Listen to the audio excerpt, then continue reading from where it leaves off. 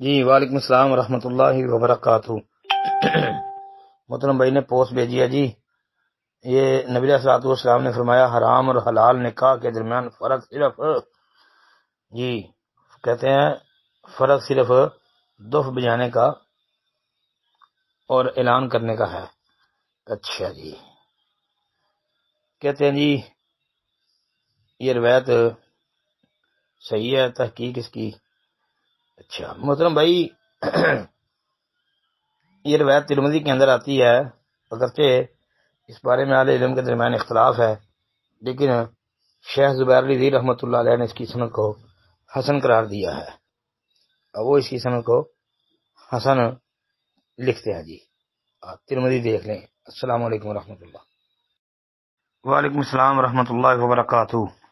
کہتے ہیں جی کسی کے لیے احتراماً کھڑا ہونا یہ درست نہیں، پوسٹ بھیجی ہے جی، اس میں جو حدیث لکھی ہے حدیث صحیح ہے، یہ ابو داؤد کی ہے، ترمذی وغیرہ میں بھی آتی ہے جی، اس کی تحقیق یہی ہے کہ یہ حدیث صحیح ہے، اور یہ مطلب یہ ہے کہ کسی کی آمد پر اس کے سامنے اس طرح بت بن کے کھڑے ہو جانا، بالکل جم جانا ایک جگہ پہ، اور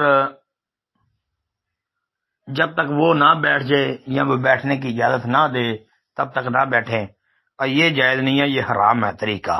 ہاں البتہ کوئی آ رہا ہے تو اٹھ کے کھڑے ہو کے 2-4 قدم چل کے آگے جا کے اس کا استقبال کرنا، اس کو ملنا، یہ درست ہے، یہ جائز ہے۔